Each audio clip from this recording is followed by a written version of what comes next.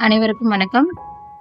தமிழ்நாடு அரசு போக்குவரத்து கழகம் பார்த்தீங்கன்னா, சேலத்துல ஏற்காடு சுத்தி பார்க்கறதுக்கு கவர்மெண்ட் பஸ் அலாட் பண்ணியிருக்காங்க.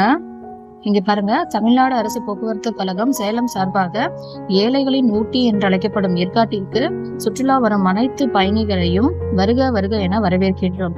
ஏற்காட்டிற்கு தினசரி இயக்கப்பட்டு வரும் பேருந்துகளுடன் சேலம் புதிய பேருந்து நிலையத்திலிருந்து கூடுதலாக சிறப்பு பேருந்துகள் இயக்கப்படுவதுடன் ஆல்ரெடி இருக்கிற பேருந்தோட சிறப்பு பேருந்தும் ஹாலிடேக்கு இயக்கப்படுறாங்க.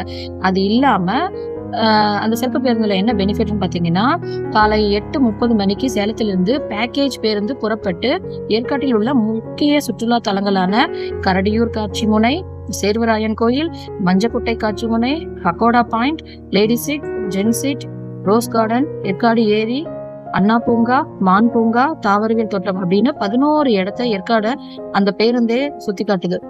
இதுக்கு பேக்கேஜ் எவ்வளவு அப்படின்னு பாத்தீங்கன்னா 300 ரூபாய் கட்டினா போதும். காலையில 8:30 மணிக்கு புதிய பேருந்து நிலையத்துல நமக்கு பஸ் இருக்கும். அதை சுத்தி பார்த்துட்டு வரலாம். இவ்வசதியை தமிழ்நாடு அரசு போக்குவரத்து கழக இணையதளம் அந்த வெப்சைட் www.tnstc.in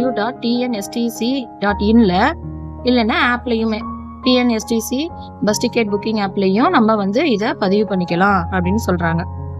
அதுல என்ன பெனிஃபிட் அப்படின்னு பாத்தீங்கன்னா, அந்த இடத்த பாக்குறாங்க. ஏற்காடு படகு இல்லம், லேடி சீட், அதோட பிக்சர்ஸ் போட்டிருக்காங்க. கிளியூர் ஃபால்ஸ், பக்கோடா பாயிண்ட், செருவராயன் கோயில், அந்த லலிதா திரிபுர சுந்தரி அம்மன் கோயில், மஞ்சக்குட்டை காட்சி மனை. ஏற்காட்டுல இருக்கிற முக்கிய காட்சிகள் எல்லாத்தையும் நம்மளால பார்க்க முடியும் வெறும் 300 ரூபாயில. இந்த ஆப்பர்ச்சுனிட்டியை யூஸ் பண்ணிக்கோங்க. நம்ம தனியா பேருந்து போறதும் இதுவும் ஒண்ணுதான். அவங்களே நிறுத்திடுவாங்க. இது நமக்கு பயனுள்ளதா இருக்கும். எல்லாருக்கும் ஷேர் பண்ணிக்கோங்க. இந்த தகவல் எல்லாருக்கும் போய் சேரட்டும். நன்றி, வணக்கம்.